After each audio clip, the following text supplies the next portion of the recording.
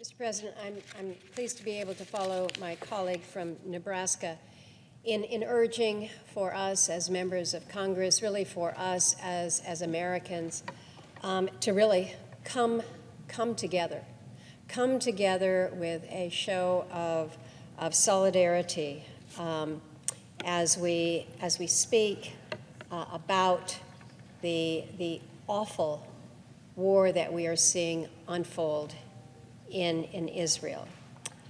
The unspeakable actions that we have seen by the terrorist group Hamas, the awful, the barbaric, the genocidal violence and the murders that we have witnessed committed against thousands of innocent Israelis beginning on October 8th. None of us can unsee what we have seen that morning, throughout that day, and then in the ensuing days that followed. We may be thousands of miles away here in the United States, but we are reminded of it daily when we turn on our televisions, when we open the newspapers, when we open our social media. The atrocities, the brutality, the kidnapping of civilians, the murdered children, elders, the women, these cold-blooded crimes that have been committed by Hamas terrorists are unimaginable and absolutely unforgivable. And our hearts are just heavy. Just talking with people, I've had an opportunity to be on multiple coasts this week, from Alaska to Tennessee to California, here in Washington, D.C., on the airplanes in between, and people are just heavy with sadness, with grieving for what we're seeing in Israel, what we are seeing with the Israeli people. It's hard to imagine what so many families are going through right now. And so at times like this, when sometimes you're not quite sure how to proceed, how to move, it is so important to make sure that those words of commitment, that those words of support, that we stand with you, that we unequivocally support Israel.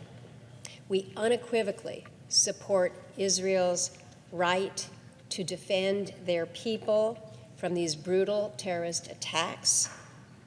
We unequivocally stand against Hamas, which, as Secretary of Defense Austin has said, has deliberately committed acts that match and even exceed the absolute evils inflicted by ISIS.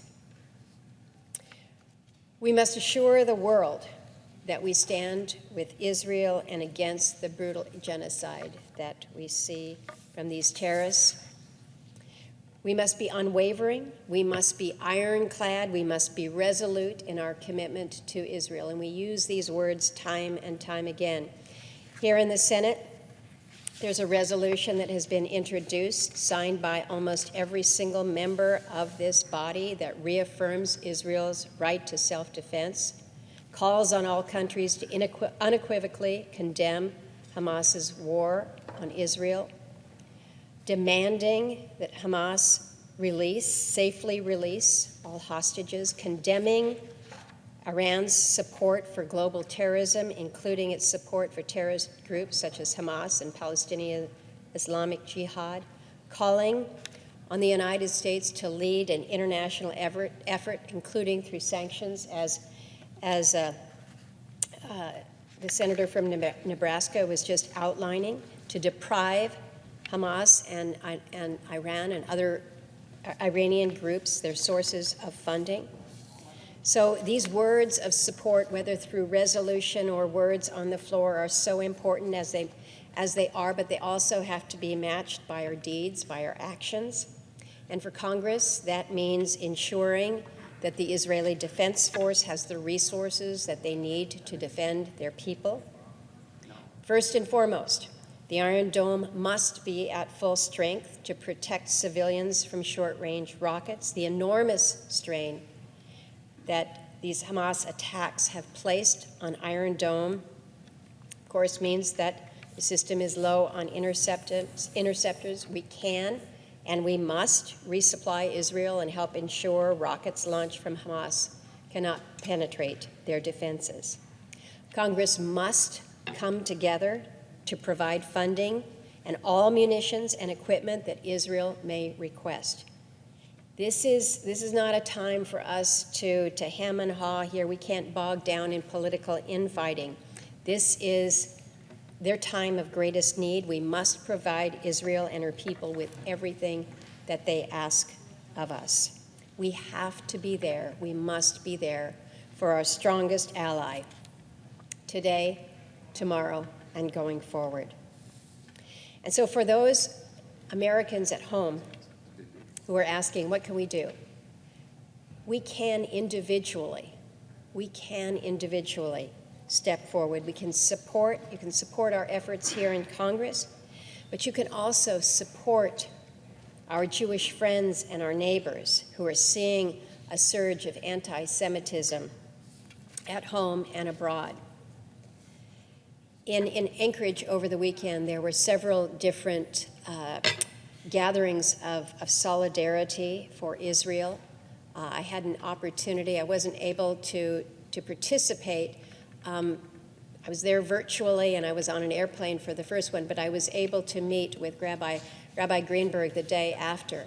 And it was heartwarming to hear the solidarity that came out from so many in our Anchorage, in our Alaska community, embracing our Jewish neighbors. But I tell you, it was very heartbreaking when he showed me a picture of the assembly of armed security that had come together for this event, to be there to provide protection, to know that security and protective details are needed in our domestic synagogues where people of Jewish faith gather is heartbreaking. And it's heartbreaking to acknowledge that this is a reality here in this country. The FBI just released a statistic that showed anti-Jewish incidents were the most common religion-related hate crime, totaling 1,124 reported incidents in 2022 alone. Not a single one of us should accept those numbers or the acts behind them, nor should we accept the fact that they are growing worse in these months ahead. So please, check in. Check in on friends who not only have to confront the existential threat their homeland, Israel, is facing, but who are facing hatred here at home. Anti-Semitism comes in many forms, and we must do everything we can to combat it. Of course, we've all seen the story in the news of the 6-year-old Chicago boy who was killed because he was Muslim, stabbed by his landlord, his mother stabbed. And to see this peaceful family who had nothing to do with the conflict in Israel destroyed by an act of racist violence is beyond comprehension. We must never tolerate hate in any form against any people in Israel, in America, or anywhere else. So, Mr. President, we join countless Americans in prayer for the families of those who've lost loved ones in Hamas's terrorist attacks on Israel, those who are held as hostages, prayers for the innocents in Gaza, and prayer for the Americans who have to watch their loved ones face danger home and abroad. So, Mr. President, I thank you. I yield the floor.